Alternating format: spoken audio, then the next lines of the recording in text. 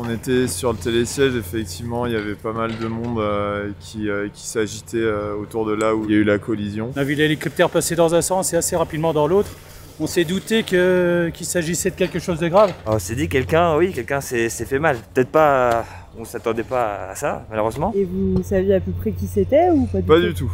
Je me trouve là à la station de la Rosière en Savoie. C'est là que Gaspard Ulliel a eu un accident de ski qui lui a coûté la vie. Là, on voit d'ailleurs qu'il y a un pisteur qui est en train de réparer l'endroit où ça s'est passé. Donc c'est là où s'est produit le drame. C'est juste avant un faux plat pour aller récupérer une autre montée mécanique. Il y a pas mal de skieurs qui prennent cette portion-là en touchous, en ligne droite. C'était quoi les conditions quand il y a eu l'accident? On était sur une neige qui commençait un peu à redurcir. Et c'est vrai qu'en fin de journée, là où il y a eu l'accident, c'est vrai que c'était un peu plus mou. Donc il faut faire un peu attention parce que quand on prend vite de la vitesse, on peut vite perdre l'équilibre. Après, ce qui peut aussi expliquer, c'est peut-être la neige de culture aussi, parce qu'elle est un peu différente et du coup, c'est un peu traître. L'intersection où ça se passe, elle est plutôt tranquille, elle est plutôt...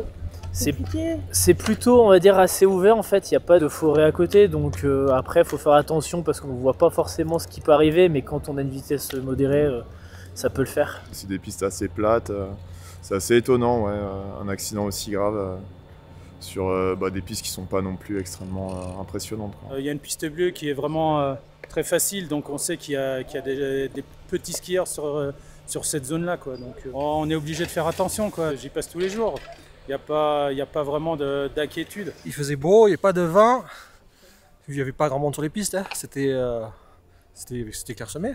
Et forcément, dans la station, il y en a qui s'arrêtent pour voir le lieu du drame et avoir une pensée pour l'acteur qui vient de décéder. C'était la première fois que je venais skier de ma vie, donc avoir un accident d'une célébrité à l'endroit où je viens, c'est vrai que c'est assez choquant, mais ouais, voilà, on voulait s'arrêter pour avoir une petite pensée, puis pour voir s'il y avait des petites fleurs ici. Après, les circonstances de l'accident restent plutôt floues. On sait simplement que c'est une collision et que Gaspard Ulliel ne portait pas de casque. Quand on voit ça, on se dit la sécurité avant tout, quoi. En tout cas, ça nous fera réfléchir sur le port du casque. Vous allez penser en mettre un? Ouais, les années prochaines. Que ça arrive à tout le monde et il n'y a pas un type de personne à qui ça peut arriver à tout le monde et c'est vrai que c'est choquant et c'est triste.